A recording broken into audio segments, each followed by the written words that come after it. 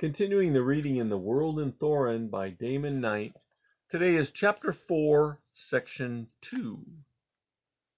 Goriath's pride, which he had taught Thornton, was in three things only: never to turn his back on a foe, never to break an oath, always to repay an injury.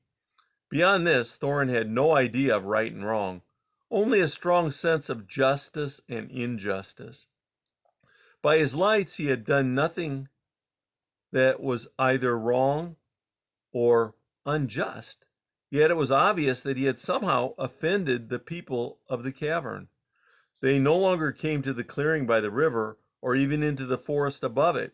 At dusk on the seventh day, stealing down the path to the village, he had spied on them from the trees and had seen them coming back from the opposite direction, from upriver, where they must have found a new playground. He dared not show himself for fear that they would think he had polluted their village as well as by his presence. The forest was changing. For half a league around the playground, leaves hung limp and shabby from the trees. Fruit still grew, but now the unripe ones were withered and hard. The rest had a bloom of corruption and gave off a nauseous smell. He began to detect the same changes in other places where he had slept and cooked his meals. He spent more and more of his time at the mouth of the river, staring into the smooth curve of the water as it fell over the lip. He began to think of a boat, something made perhaps of huge leaves the people had used to build their huts. In his mind, he saw himself floating down the current in such a boat, faster and faster. The cavern opens its mouth. The boat dives into darkness, then capsizes, and he struggles for breath in the roaring water. No, a boat would not protect him.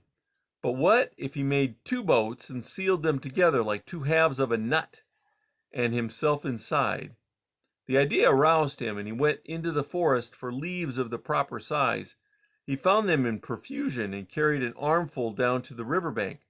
But as he squatted turning them over, planning in his mind a framework of saplings on which the leaves could be stretched and gummed in place, he saw himself once more drifting down the current in his green shell.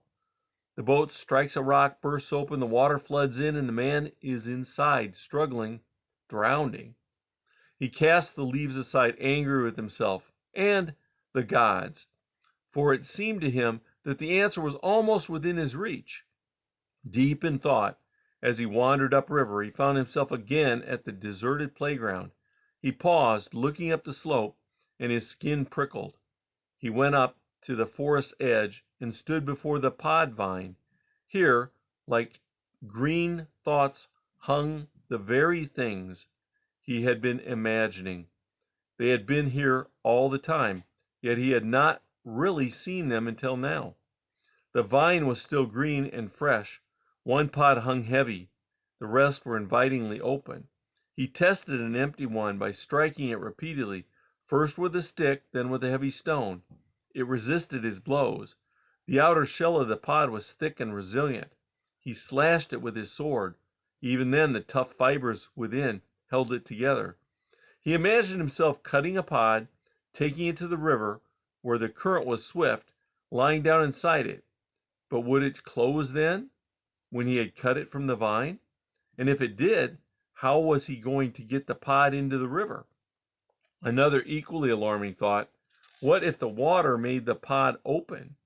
At this he could at least find out by trial. He went back to the vine, grasped it above the closed pod, chopped at it with his sword. The blade rebounded at the first blow, then bit in. A milky sap oozed from the wound. Thornton smote again, slashed the vine through. The pod remained closed. Thornton dragged it down the slope into the water, where it floated sluggishly among the reeds. He sat on a tussock and watched it. For a long time nothing happened. Bored and hungry, he got up and began to forage, coming back frequently to look at the floating pod. At last he found a nest of 4 speckled greenish eggs in one of the tussocks. He punctured one and sniffed it. It was strong smelling but fresh. As he was tilting his head to drink the egg out of the shell, He heard a distant splash. He turned. Nothing was to be seen, but from the direction of the pod came a thrashing sound in the water, then a choked cry. Thorinn dropped the egg and hurried.